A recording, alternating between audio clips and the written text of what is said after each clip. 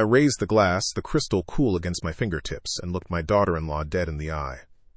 "To family," I said, my voice as steady as a surgeon's hand, "and to always getting exactly what you deserve." Chloe's smile flickered for less than a second, but it was all the confirmation I needed. "You're probably thinking this is just another tense family dinner, the kind that ends with a passive-aggressive comment about the roast chicken, but I need you to listen closely. Because what you don't know is what was swirling in that glass of Chardonnay she believed was mine. You don't know about the tiny vial, the furtive glance in the reflection of a china cabinet, or the cold, hard decision I made in the 3 seconds it took her to pick up a fallen fork. It's a story I have to tell. If you like this story, please like this video, subscribe to the channel, and share your impressions on this story in the comments. To understand why I swapped those glasses, you first have to understand what they were trying to take from me. It wasn't just a $500,000 property. It was the scent of my husband's pipe tobacco still clinging to his leather armchair. It was the echo of my son's laughter in the hallway. They weren't just trying to get rid of me. They were trying to erase my entire life. Before that night, before the wine glasses and the cold clarity of betrayal, my life moved to a gentle, predictable rhythm. It was a rhythm set by the sun slanting through the big bay window in the morning and the quiet hum of the old refrigerator at night. For 5 years since my husband David passed, the house had felt too large, its silence too loud. The echoes of a life fully lived were everywhere, but the voices were gone. My only real anchor, the one thing that pulled me back from the gray fog of loneliness, was Sunday dinner. Every Sunday, at precisely 6 p.m., the silence would be broken by the sound of Mark's car crunching on the gravel driveway. The heavy oak door would swing open, and for a few hours the house would feel like a home again. The heart of that home for me has always been the living room, and in the heart of the living room sits David's armchair. It's a large, worn leather wingback, the color of rich soil after a rain. The leather is cracked in a fine web across the seat and arms, a roadmap of the thousands of hours he spent there, reading newspapers, helping a young Mark with his homework, or just listening to me talk about my day. If I press my face into the headrest, I can still catch it. The faintest, most stubborn ghost of his pipe tobacco, a sweet, earthy scent that I fear will one day fade completely. Sometimes I just stand there, my hand resting on the cool leather, and I could almost feel the warmth of him, as if he'd just gotten up to fetch another cup of coffee. That chair wasn't just a piece of furniture, it was my last tangible piece of him. I'd spend all of Sunday afternoon preparing for their arrival. The ritual was its own comfort. I'd pull out the heavy silver, the set my mother gave us for our wedding on June 4th, 1983, and polish each piece until it gleamed. I'd select the linen napkins David had bought me from a trip to Ireland, the ones with the delicate shamrock embroidery. The air would fill with the scent of roasting chicken, garlic, and rosemary, a smell that meant family and togetherness. I'd set the table for 3, placing each plate, each glass, with the kind of care usually reserved for precious artifacts. Because, in a way, they were. These dinners were my museum of a happy life, and I was its devoted curator. I did it all not because they expected it, but because it was my way of telling them, and myself, that we were still a family. That David's absence hadn't broken us. Mark, my sweet boy, would always walk in and give me a hug that still felt like it belonged to a teenager, a little clumsy but full of genuine affection. Chloe would follow, her smile always perfectly in place, her eyes always moving. For a long time, I mistook her interest for admiration. "Eleanor, this house is just magnificent," she would say, running a perfectly manicured finger along the mahogany dining table. "They just don't build them with this kind of character anymore." I would thank her, my heart swelling with pride. This wasn't just a house we bought. It was a house we built. I remember the summer of 1987, both David and I, covered in sawdust and sweat, hammering the last of the hardwood floorboards into place. He looked at me, his face streaked with dirt, and said, "This is it, El. This is where our whole life will happen." And it did. Every scrape on the floor, every chip in the paint, was a chapter in our story. But over the last year, Chloe's compliments began to feel different. They were less like praise and more like inventory. Her gaze would linger on the silver candlesticks or the grandfather clock in the hall. The questions became more pointed, disguised as concern. "It must be so much work, keeping a place this size up all by yourself," she'd say, her tone dripping with feigned sympathy. "Have you ever thought about downsizing? Getting a nice, manageable condo somewhere?" Mark would often chime in. "She has a point, Mom. We worry about you here alone." I'd brush it off with a smile, telling them I was perfectly fine, that the work kept me busy. But a small, cold seed of unease had been planted. I just never imagined what it would grow into. I couldn't let myself believe that the son I had rocked to sleep in these rooms, the boy whose height I had marked year after year on the kitchen doorframe, could see this sacred space as nothing more than a financial asset. I told myself I was being overly sensitive, a lonely old woman seeing shadows where there were none. I chose to see only the good, to focus on the warmth of Mark's hug and the simple joy of sharing a meal. I clung to the illusion of our perfect Sunday dinners because the alternative was too painful to even consider. The first time the music changed, it was subtle, like a single note played off-key in a familiar song.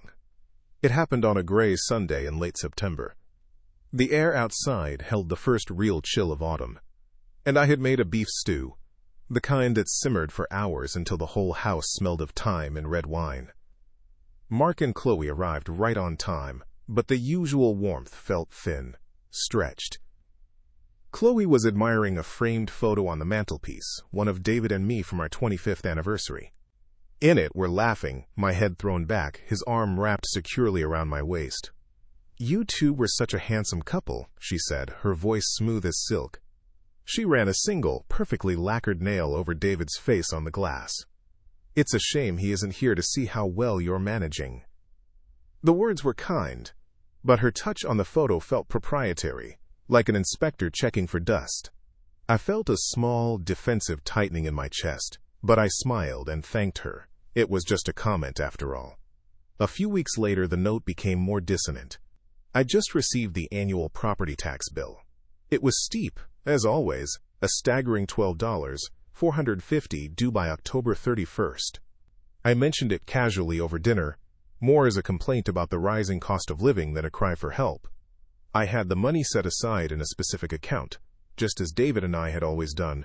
It was manageable, but Chloe's eyes lit up with a strange kind of energy. $12,000? Eleanor, that's just criminal, she said, setting her fork down with a delicate clink. That's a luxury vacation. That's a down payment on a new car. You're pouring that money into a house that's half empty.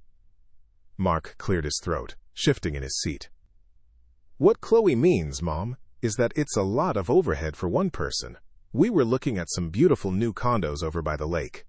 They handle all the maintenance, the taxes are a fraction of that, and there's 24-hour security.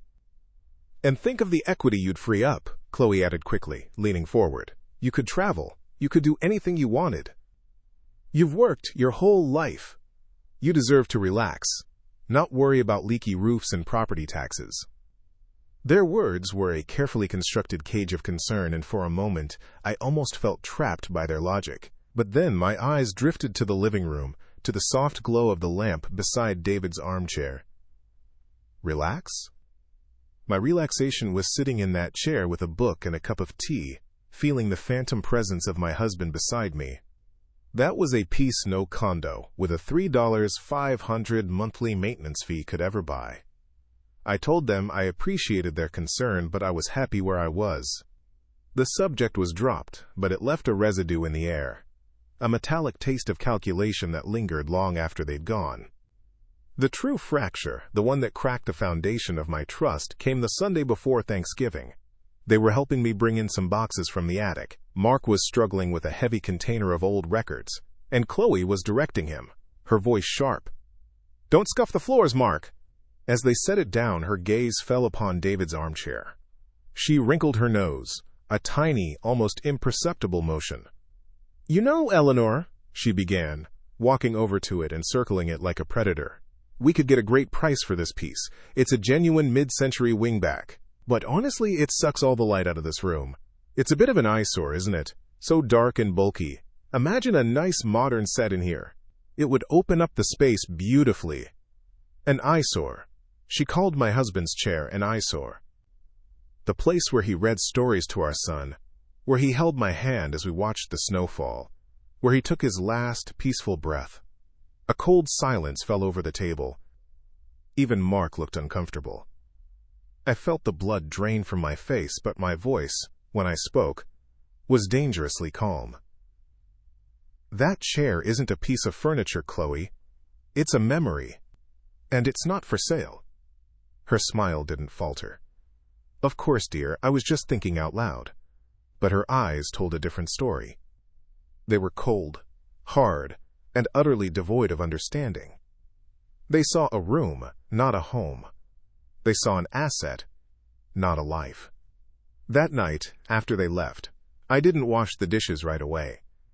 I walked into the living room and sank into the worn leather of David's chair.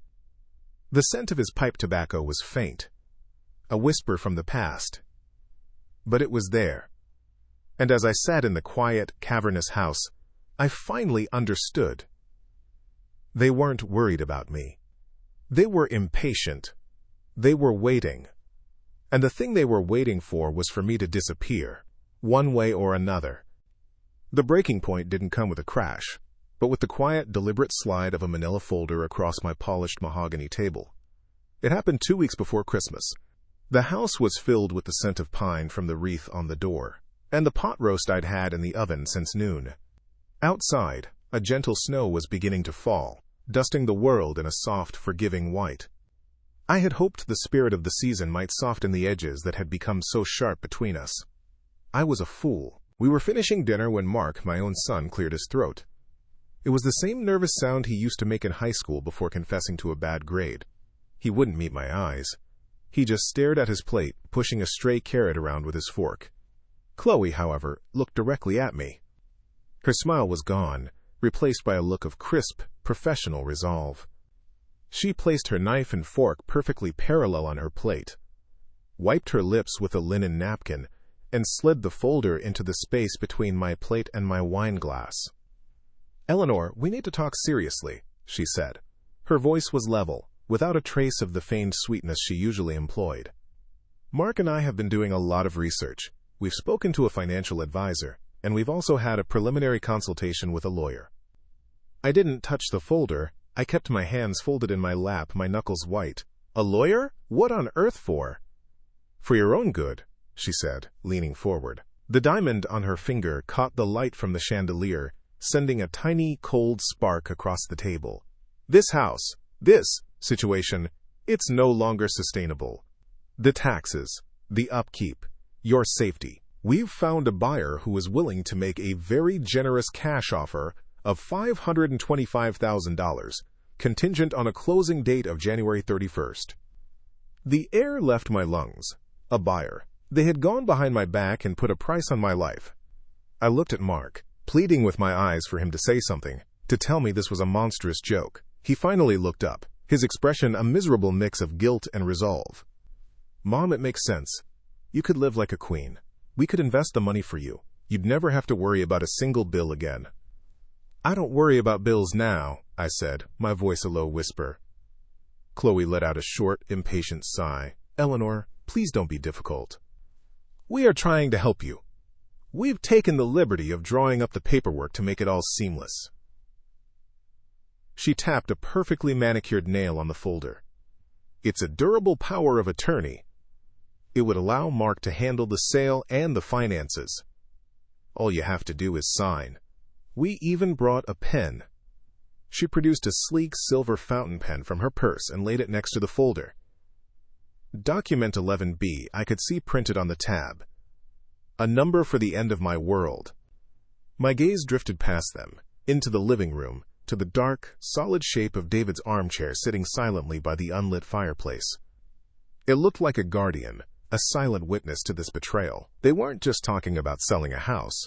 They were talking about selling that chair, about selling the floorboards where my husband and I had danced, about selling the window where I watched my son take his first steps.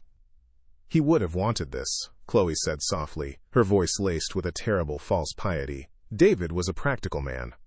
He wouldn't want you clinging to a museum, rattling around in here all alone. He would want you to be secure." That was it, the final, unforgivable blow. Using my husband, my David, against me. Using his memory to justify their greed. A profound and chilling calm settled over me. The shock vanished, replaced by a cold, hard clarity. The hurt was still there, a deep, physical ache in my chest, but it was now encased in ice. I looked at the pen, then at the folder. I looked at my son's weak, pleading face and my daughter-in-law's triumphant, predatory smirk. They saw an old, sentimental woman who would eventually crumble under their relentless logical pressure. They had no idea who I was. I reached out, my hand steady, and picked up the silver pen. It felt heavy and cold. I held it for a long moment, looking at the sharp nib. Chloe's smile widened. Mark visibly relaxed, a sigh of relief escaping his lips. They thought they had won.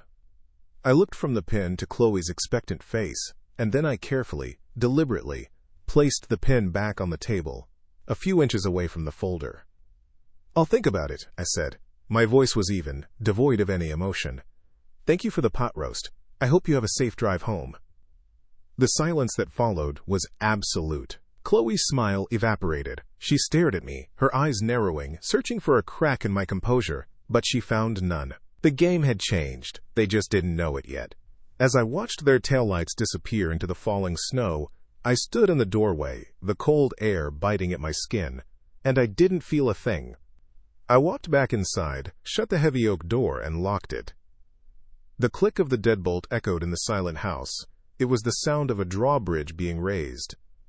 A fortress preparing for a siege. I didn't storm through the house. I didn't weep. I walked calmly back to the dining room, the scent of the uneaten pot roast hanging heavy and cloying in the air. The manila folder, document 11B, was still sitting on the table, a pale rectangular wound on the dark wood. I picked it up, not to read it, but to feel its weight. It was surprisingly light for something meant to carry the entire gravity of my life.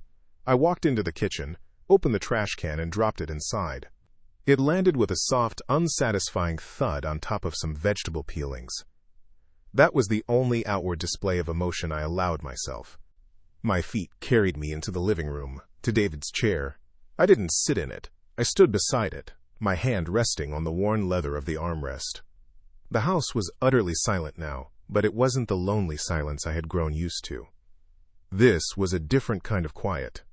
It was the silence of a chessboard after the opening moves have been played.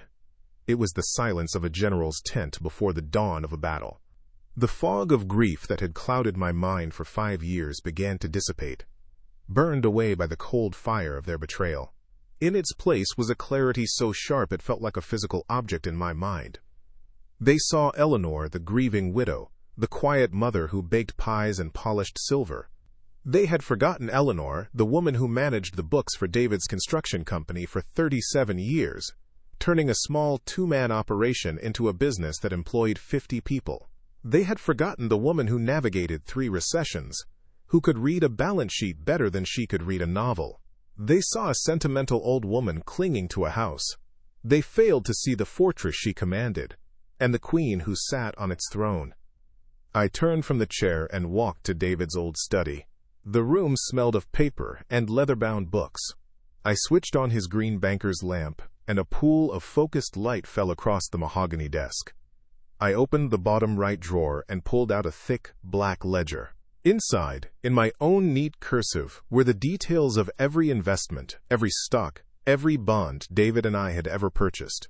They knew about the house, valued at $525,000. They knew nothing of the portfolio, currently valued at $1.2 million, or the separate trust fund I had established for my own long-term care, holding a liquid $250,000. They thought they were trying to take my only life raft, not realizing I was the captain of an entire fleet. I picked up the phone. I didn't hesitate. I dialed the number from memory. After 2 rings, a familiar, gravelly voice answered. "Arthur Vance." "Arthur," I said, my voice steady. "It's Eleanor Gable. I'm sorry to call so late. We need to talk. It's about Mark. It's about my estate." I paused, looking at the framed photo of David on the desk, his smile so full of trust. It's time to make some changes. Significant changes. The meeting with Arthur Vance took place the very next morning, a Monday. His office was downtown in one of those old brick buildings with a real brass plaque by the door, a place that smelled of lemon polish and old paper. It was the antithesis of the sleek glass and steel world Chloe inhabited. Arthur had been David's lawyer, And now he was mine. He was a man built of tweed and quiet competence, with eyes that had seen every shade of human folly. I sat across from his massive oak desk, the same one where David and I had signed the original mortgage papers for our house on August 1st, 1987. I didn't cry. I didn't raise my voice. I laid out the events of the previous night with the dispassionate clarity of a witness reporting a traffic accident. I told him about the comments, the pressure to downsize, the folder, and the power of attorney. I explained what they wanted to do with the house, which they believed was my only significant asset. Arthur listened without interruption, his fingertips steepled under his chin. When I finished, he was silent for a long moment. He simply nodded. "Greed," he said, his voice a low rumble. "It makes people predictable, Eleanor, and foolish." He opened a file that already had my name on it. "So we will be predictable in our defense. We will build a fortress, not of bricks, but of paper, legally impenetrable." The plan he outlined was simple in its brilliance, and utterly ruthless in its precision. First, we would immediately revoke the old will, which named Mark as the sole beneficiary and executor. A new will would be drafted. Second, and more importantly, we would establish the David and Eleanor Gable Legacy Trust. As of that day, December 14th, every single one of my assets would be transferred into this revocable living trust. The house, deed and all, the entire investment portfolio, all $1.2 million of it, the separate long-term care account holding $250,000. I would be the sole trustee for as long as I lived, giving me complete and total control. Arthur would be the successor trustee upon my death. "And the beneficiaries?" I asked, my voice steady. "That," Arthur said, a rare, thin smile touching his lips, "is where we write the poetry of this arrangement." He proposed that upon my death, the trust would be instructed to sell the house. The full proceeds from the sale, every last cent of the $525,000, or whatever it might be, would be donated directly to the St. Jude Children's Research Hospital, a charity David and I had supported for over 20 years. A specific clause would be added. Under no circumstances could any family member purchase the property. As for the financial portfolio, Mark would be designated as a beneficiary, but not in the way he imagined. The trust would allot him a monthly stipend of $1,500 for the rest of his life. The principal, however, would be locked away, managed by Arthur's firm, and inaccessible to Mark or his wife. The remainder of the interest earned annually would also be donated to St. Jude. "He will have an income," Arthur said gently. "He will not be destitute. But he will never be able to touch the capital. Chloe will never get her hands on the lump sum she is banking on. It's a cage, Eleanor, but a comfortable one." I agreed to everything. The retainer for his services was $7,500, which I paid from my personal checking account with a single, steady signature. Arthur promised the initial documents would be ready for my review by that Friday. I left his office feeling lighter than I had in years. The cold fury had been channeled into a purpose. That afternoon, I drove to my bank, First National. I went to the vault and accessed safe deposit box number 714, a box I had shared with Mark for the last 3 years, which held some of my mother's jewelry and a few bonds. I told the clerk I was closing the account. I opened a new, smaller box, number 932, under my name only. I carefully transferred the contents: my mother's pearl necklace, David's antique gold watch, and the bearer bonds worth a total of $50,000. As I closed the heavy steel door, it felt like I was closing a door on my old life, on the woman who could be so easily deceived. The following Sunday arrived with a chilling sense of inevitability.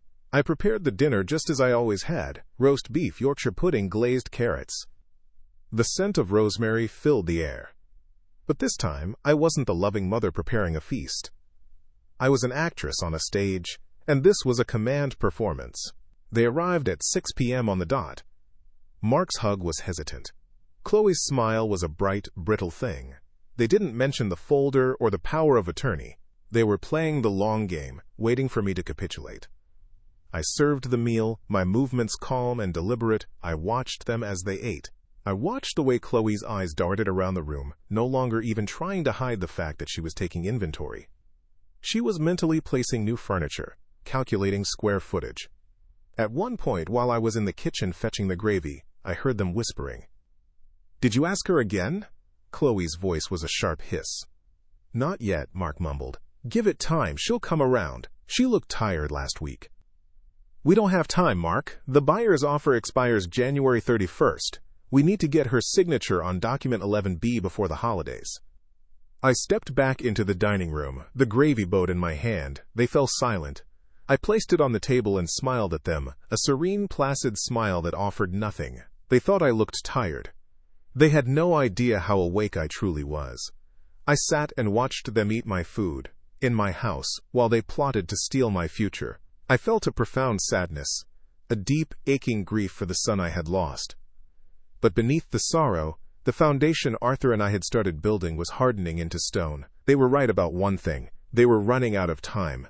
They just had the timeline completely wrong. The weeks between that snowy Sunday and the New Year were a quiet, methodical campaign waged in plain sight. On the surface, nothing changed. I still did my grocery shopping on Tuesdays, attended my book club on Thursdays, and prepared for Sunday dinner as if it were the most important event of my week. But beneath that placid surface, I was disassembling my old life and rebuilding it as a fortress, brick by legal brick. The following Friday, December 18th, I was back in Arthur Vance's office. The air outside was bitingly cold, but his office was warm, smelling of old paper and hot tea. He had the documents laid out on his desk in a neat, imposing stack. The centerpiece was a thick, leather-bound folder labeled, "The David and Eleanor Gable Legacy Trust." Arthur walked me through every clause of Trust Agreement 774G. We spent nearly 2 hours on it. He explained the legalese with the patience of a kind professor, ensuring I understood the power I was retaining as sole trustee and the irrevocable nature of the charitable designations upon my death. There was the clause about the house, specifying its donation to St. Jude. There was the clause establishing the monthly stipend for Mark, capped at $1,500, drawn from the interest of account number 8801B, with the principal forever untouchable by him or any spouse. When he finished, he looked at me over the top of his spectacles. "Are you certain, Eleanor? This is a definitive step." I looked at the pen he offered me. It was a heavy, black fountain pen, not sleek and silver like Chloe's. It felt solid, an instrument of purpose. My gaze went to the window, to the gray city sky, and I thought of David's armchair, standing sentinel in my living room. I thought of the scent of his pipe tobacco. "I am more certain of this than I have been of anything in 5 years," I said. My signature, once a familiar and fluid motion, felt monumental. I signed the new will, the trust agreement, and a dozen other ancillary forms. Each stroke of the pen was a nail hammered into the coffin of their greedy plans. It was done, but signing the documents was only the first step. The trust was a vessel. Now I had to fill it. The following Monday, December 21st, I had an appointment at First National with my financial advisor, a young, sharp man named Mr. Davies. I had called ahead, informing him I was restructuring my estate. He had prepared the necessary paperwork. I sat in his sterile, glass-walled office and watched as he executed the transfers. My portfolio of stocks and bonds, valued that morning at $1,217,452.38, was moved from my personal accounts into the ownership of the trust. My long-term care fund, holding exactly $250,000, followed. The process took less than 30 minutes. I signed Form TR-44, the final transfer authorization, and watched as Mr. Davies typed furiously into his computer. He turned the screen towards me, showing me the new account summary. At the top, in bold letters, it read, "The David and Eleanor Gable Legacy Trust." I was no longer the direct owner. I was the manager, the trustee, a subtle but legally crucial distinction. The final piece was the most symbolic, the house. On December 23rd, just 2 days before Christmas, I drove myself to the county clerk's office. The building was a dreary municipal beige, filled with the hum of fluorescent lights and the rhythmic thud of rubber stamps. I took a number, 62, and waited on a hard plastic chair. When my number was called, I presented the new deed Arthur had prepared to a woman with tired eyes and a nameplate that read, "Brenda." She examined it, her expression unchanging. She typed the parcel ID 041172B into her system. She ran the document through a scanner, and then, with a final, echoing thud, she stamped it. All set, she said, sliding my copy back to me. The property at 114 Willow Creek Lane is now officially held by the trust. I folded the paper with its fresh red ink and placed it in my purse. I had just given my house away to protect it. It felt strange and liberating all at once. Christmas that year was a masterclass in deception. I hosted them, of course. I roasted a turkey, made David's favorite sage stuffing, and served cranberry sauce in my mother's crystal bowl. They brought me a cashmere scarf and a gift certificate for a spa day. "You need to be pampered, Eleanor," Chloe said, her smile as bright and artificial as the tinsel on the tree. "All this stress can't be good for you." The irony was so thick I could have sliced it with a carving knife. They were watching me, gauging my mood, waiting for me to break. Mark kept trying to bring up the future, but I would deftly change the subject, asking about his work or commenting on a Christmas special on television. Their patience was clearly wearing thin. During the first Sunday dinner of the new year, on January 3rd, Chloe dropped all pretense of subtlety.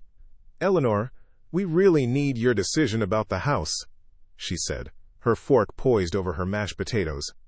"Our buyer's offer, the $525,000 cash, it expires on January 31st.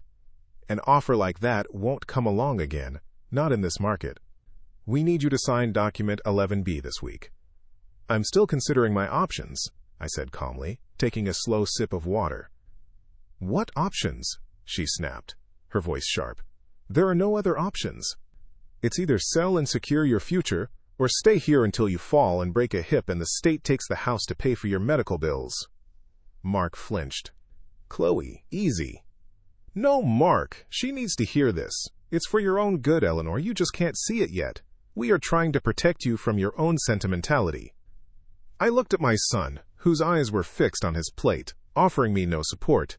Then I looked at her, this venomous, grasping woman who had bewitched him. I didn't get angry. I felt a strange, cold pity. They were so busy trying to kick down the front door, they had no idea I had already changed all the locks and deeded the property to someone else. They were fighting a battle that had been lost weeks ago. "I hear your concerns," I said, my voice placid. "I promise you, I will have a final decision for you very soon." That night, after they left in a cloud of frustration, I didn't clean up the kitchen. I walked into the living room and sank into the deep, comforting embrace of David's armchair. The scent of his tobacco felt stronger tonight, a reassuring presence in the dark. I ran my hand over the cracked leather, the roadmap of our life together. They saw sentimentality as a weakness. They were about to learn that it was the source of my greatest strength. My plan was complete. The fortress was built. The assets were secure. All that was left was to wait for them to make the final fatal move. And with their January 31st deadline looming, I knew I wouldn't have to wait long. The final week of January arrived with a biting, relentless wind that rattled the old window panes. The deadline loomed. January 31st Street. I could feel their impatience radiating across the city, a low hum of anxiety that grew louder with each passing day. The Sunday dinner on January 24th felt different from the moment they walked through the door. There were no pleasantries, no feigned compliments about the house. Chloe's smile was gone, replaced by a tight, painted-on line. Mark looked haggard, dark circles under his eyes. They were soldiers marching into their last, desperate battle.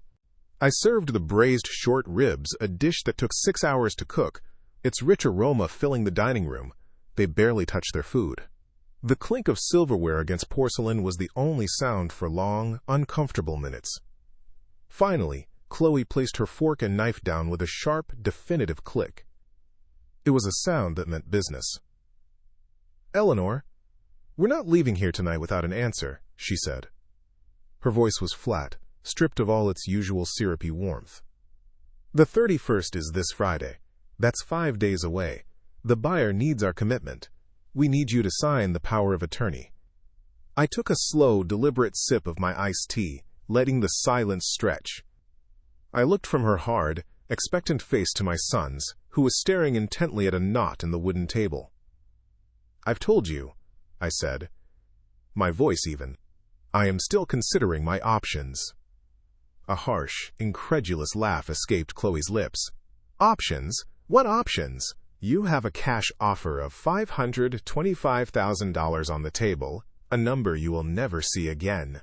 Your only other option is to sit in this mausoleum until you can no longer manage the stairs. The time for sentimentality is over. This is a business decision.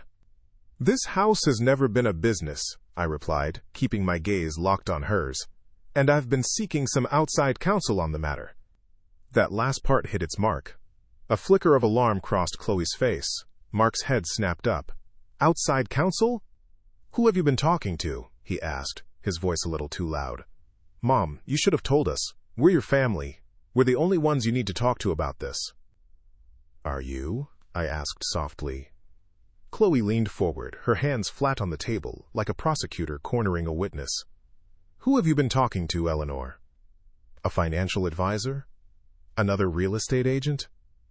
You're being manipulated by people who don't have your best interests at heart. The hypocrisy was breathtaking. She spoke the words with such conviction, she almost seemed to believe them herself. I believe I am perfectly capable of determining who has my best interests at heart, I said. That was when the veil of civility finally tore.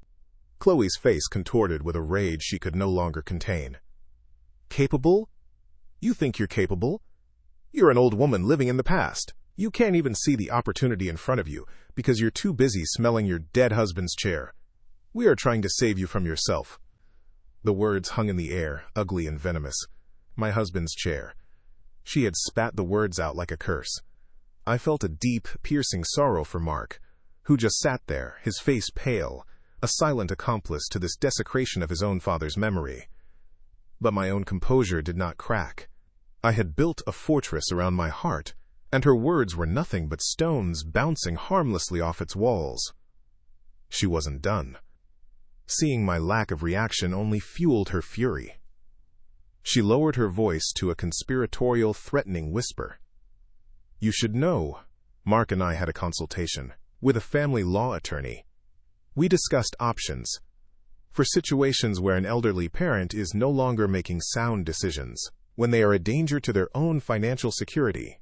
It's called a conservatorship. There it was, the final threat, the ace she thought she held up her sleeve. They would try to have me declared incompetent. They would use my love for my home, for my husband's memory, as proof of my insanity. A new kind of cold seeped into my bones, a cold that had nothing to do with the winter wind outside. It was the cold of absolute certainty. I had done the right thing. I pushed my chair back slowly and rose from the table. I think this dinner is over, I said. My voice was quiet, but it carried the unmistakable weight of finality. They left without another word, the fury radiating from Chloe in palpable waves. The heavy oak doors slammed shut behind them, shaking the whole house. That night, the phone rang just after 10. It was Mark, his voice thick with a pathetic, manufactured apology. Mom, I'm so sorry about Chloe. She's under a lot of stress. She worries about you. Is that what she does, Mark? I asked. He ignored the question. Listen, the deadline is Friday. We just need an answer. Please, Mom, let's just sign the papers and put all of this behind us. We can be a family again. And in that moment, I knew it was time. The trap was set. The players were in position. It was time to raise the curtain on the final act. You are right, Mark, I said, and I could almost hear the hope surging in his silence. This has gone on long enough. It's time to settle it. I want you and Chloe to come here tomorrow night, 7 p.m. Bring your lawyer if you wish. Bring document 11B. Bring your buyer's offer. Bring everything. We will resolve this, once and for all. Really, Mom, you'll sign? He asked, his voice filled with a desperate, childish relief. I said we will resolve it, I repeated. I hung up the phone before he could ask anything else. I walked into the living room, the darkness feeling like a cloak. I didn't turn on a light. My eyes went to the familiar, solid silhouette of David's armchair by the fireplace. It stood there, a silent, steady guardian. They thought they were coming for a surrender. They had no idea they were walking into a final judgment. The house was unnaturally quiet when the doorbell rang at precisely 7 p.m. I had chosen the living room for this final meeting, not the dining room. I wanted them surrounded by the life they had tried to auction off. I sat not in my usual chair, but in David's armchair. The worn leather felt like armor. Beside me, in a straight-backed chair, sat Arthur Vance, a thick, leather-bound folder resting on his knees. The air was still, heavy with the scent of old books and lemon oil, not roasted chicken. There would be no more family meals. When I opened the door, Chloe and Mark stood on the porch, their faces etched with a tense, greedy anticipation. Chloe held a sleek leather briefcase. Document 11B was inside. I was sure of it, their key to a future I had already rewritten. They stopped short in the entryway when they saw Arthur Vance sitting by the fireplace. His presence was a solid, unmovable fact they hadn't planned for. "What is he doing here?" Chloe asked, her voice sharp, all pretense of warmth gone. "Mr. Vance is my legal counsel," I said calmly, gesturing for them to sit on the sofa opposite me. "I thought it best he be present, since we are discussing a legal matter. Please, sit." They sat stiffly on the edge of the cushions, the sofa that had witnessed decades of family laughter, now feeling like a defendant's bench. Chloe placed her briefcase on the coffee table between us with a sharp click. It sounded like a gauntlet being thrown down. She didn't wait. She opened it and slid the familiar manila folder across the polished wood. "Fine," she said. "Let's not waste time. As you know, the offer for $525,000 expires this Friday, January 31st. We need your signature on the durable power of attorney tonight, Eleanor. It's time to be sensible." I didn't even glance at the folder. I looked at my son, whose eyes darted from me to Arthur, sweat beading on his upper lip. Then I looked back at Chloe. "That document," I said, my voice resonating with the quiet authority of the room itself, "is irrelevant, as is your buyer's offer." Chloe's perfectly sculpted eyebrows shot up. A short, dismissive laugh escaped her. "Irrelevant? Don't be ridiculous. It's the only thing that matters." She tapped a long, red nail on the folder. "This is your future." I gave a small, almost imperceptible nod to Arthur. He leaned forward, placing his own, much thicker folder on the table next to hers. The sound it made was a deep, solid thud. On December 23rd of last year, Arthur began, his voice dry and devoid of emotion, "A new deed for this property, parcel ID 041172B, was filed with the county clerk's office. The property at 114 Willow Creek Lane was transferred into the ownership of a revocable living trust." He paused, letting the words sink in. "Mrs. Gable is no longer the legal owner of this house. She is the trustee. Therefore, she cannot sell it, and no power of attorney could grant anyone the authority to do so on her behalf." Chloe stared at him, her mouth slightly agape, the color drained from her face. "A trust? That's not possible. We can fight that. We can have her declared incompetent. A judge will see that this is the action of a confused old woman being manipulated." Arthur didn't flinch. "I would advise against that," he said, his voice dropping a degree colder. "Particularly as the trust in question, the David and Eleanor Gable Legacy Trust, now holds not only this house, but Mrs. Gable's entire estate." He opened his folder, including an investment portfolio currently valued at $1,217,452. He slid a summary statement across the table, and a separate long-term care fund containing an additional $250,000, all of which, I assure you, was transferred legally and with a notarized psychiatric evaluation confirming Mrs. Gable's complete and sound state of mind as of December 18th. The silence that followed was absolute. Mark looked as though he'd been punched in the stomach. Chloe's eyes were wide with a kind of horrified, furious greed. They hadn't just misjudged me, they had been playing a completely different game, for stakes they hadn't even known existed. Now it was my turn. I leaned forward in David's chair, the old leather groaning softly. "You were so worried about my future, Chloe," I said, my voice calm and steady. "So I took your advice and secured it. The trust is very specific. Upon my death, the house will be sold. The entire proceeds will be donated directly to the St. Jude Children's Research Hospital. In your buyer's name, if you'd like. A nice tax deduction for them." Chloe's face was a mask of disbelief. But I wasn't finished. I looked at my son, the boy I had raised in this very room. "And Mark," I said, and for the first time a sliver of the pain I felt entered my voice. "I haven't forgotten you. The trust will provide you with a monthly stipend for the rest of your life. $1,500 a month." I let the number hang in the air. Enough to live on. Never enough to live like a king. "The principal, however," I added, my voice hardening again, "can never be touched. By you, or by any spouse." The finality of it all crashed down upon them. It was a checkmate they never saw coming. Chloe shot to her feet, her face a grotesque mix of rage and panic. "You can't do this!" she shrieked, her voice cracking. "That money is ours. It's Mark's inheritance." "Inheritances," I said, rising slowly from the chair, feeling its solid strength behind me, "are earned, not demanded." I looked at the folder she had brought, Document 11B, sitting uselessly on the table. Then I looked at them. Two strangers in my home. "The meeting is over. I suggest you leave." Mark just sat there, utterly broken, staring at the floor. Chloe grabbed her briefcase, her movements jerky and furious, and stormed out of the house, slamming the door behind her. Mark didn't move. He just whispered, his voice hoarse. "Mom, I held up a hand. "Goodbye, Mark," I said, and with a final defeated slump of his shoulders, my son stood up and followed his wife out of my life. If you liked this story, don't forget to leave your like, subscribe to the channel, and write in the comments what you thought. I really want to know your opinion. Here you will always find stories that move, surprise, and bring lessons to take with you for life. After the heavy oak door closed on my son for the last time, the silence that fell was different from any I had known before. It was not the aching, lonely silence of grief, nor the tense, brittle silence of a family dinner table. It was a deep, resonant quiet, the kind you find in a forest after a storm has passed. It was the sound of peace. I stood there for a long time, simply breathing in the air of my reclaimed home. Then, slowly, methodically, I began to clear the coffee table.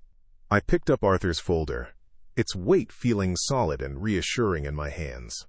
I took Chloe's useless manila folder, walked it to the fireplace, and placed it inside on the cold grate. It would be kindling for the first fire of my new life. My feet, acting of their own accord, carried me to David's armchair. For 5 years I had sat in it to feel close to him, to borrow his strength. Tonight, as I sank into the worn leather, I realized I no longer needed to borrow it. The strength was my own. I ran my hand over the cracked armrest, the familiar roadmap of our shared life. Leaning my head back, I closed my eyes and inhaled deeply. The faint, sweet scent of his pipe tobacco was still there, a stubborn ghost. But it was no longer a scent of loss. It was the smell of resilience, of foundations well built, of a partnership so strong that its integrity could be called upon decades later. The chair wasn't a memorial to a dead husband anymore. It was a throne, and I was its queen.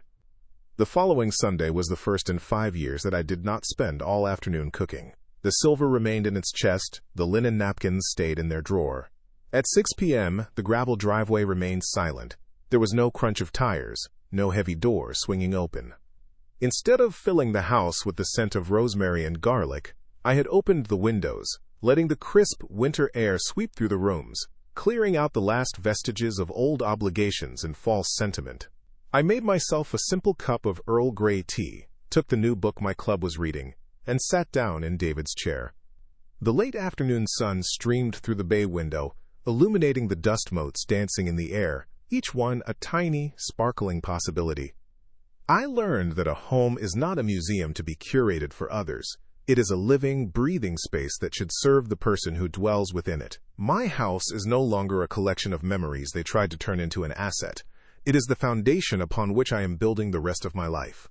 They thought my sentimentality was a weakness, the flaw they could exploit to take everything from me. They were wrong. It was my armor. It was the deep, unshakable love for the life I had built that gave me the strength to protect it. I did not win through anger or revenge, but through a quiet, cold understanding of my own worth. And that is a security no amount of money can ever buy. The world will often mistake kindness for weakness, and sentiment for foolishness. My son and his wife looked at my love for this house, for the memories etched into its very walls, and they saw only a vulnerability to be exploited. They believed 5 years of grief had made me fragile, an easy target. But they forgot that roots grown deep in love and memory are the strongest anchors we have. They failed to understand that my sentimentality wasn't a weakness, it was my armor. It was the very thing that gave me the cold clarity and quiet strength to fight for my dignity. True wealth isn't measured by the value of a property or the numbers in a bank account. It is measured in self-respect, in the quiet integrity of knowing you stood firm when the storm came. I didn't seek revenge, I sought justice.